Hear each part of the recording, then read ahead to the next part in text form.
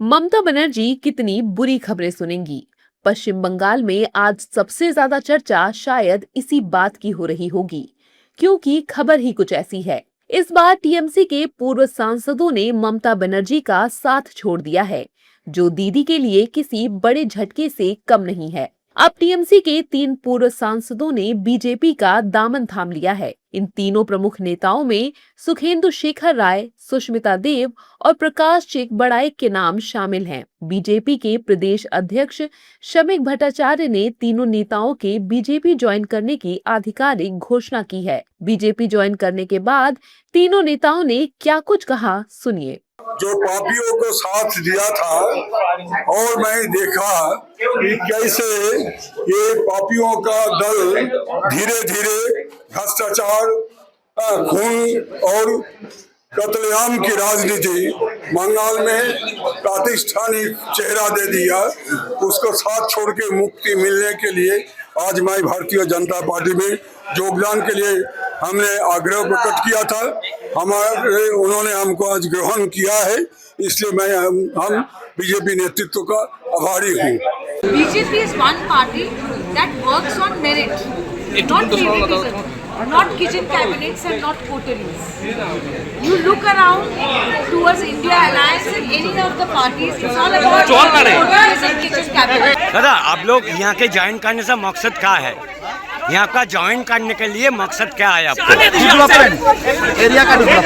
इन सांसदों के BJP join करने के बाद टीएमसी भड़की नजर आ रही है।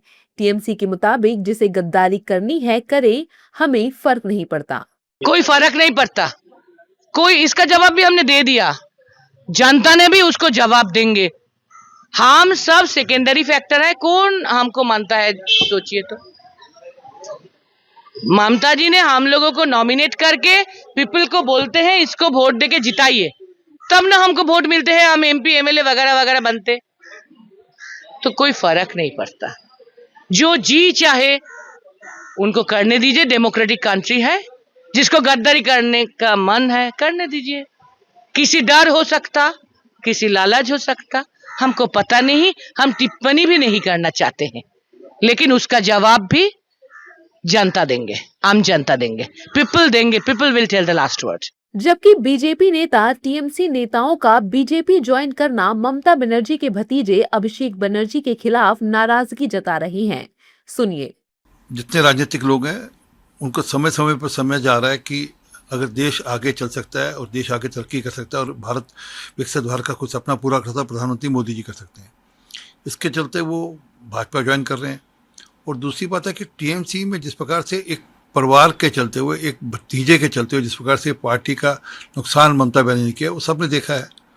और सब लोग वहाँ पर, क्योंकि लोकतंत्र का गला घुट रहा था, वहाँ पर लोकतांत्रिक प्रक्रिया नहीं थी, इसके चलते सब लोग छोड़ रहे हैं और हमारी पार्टी में उनको ऑप्शन अच्छी दिखती है, हमारी पार्टी ज्वाइन कर रहे हैं।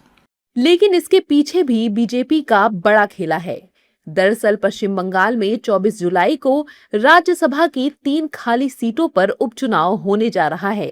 3 पूर्व टीएमसी सांसदों ने इस्तीफा देकर बीजेपी का दामन थाम लिया है और अब वही नेता बीजेपी से उम्मीदवार बनाए गए हैं। खास बात यह है कि इन्हीं 3 नेताओं के इस्तीफे की वजह से ये राज्यसभा सीटें खाली हुई थीं, जिन पर अब उपचुनाव कराया जा रहा है और उम्मीद है तीनों जीत भी जाएंगे। मतलब सिर्फ पार्टी बदलेगी, सांसद वो फिर से बनेंगे, लेकिन इस बार बीजेपी के।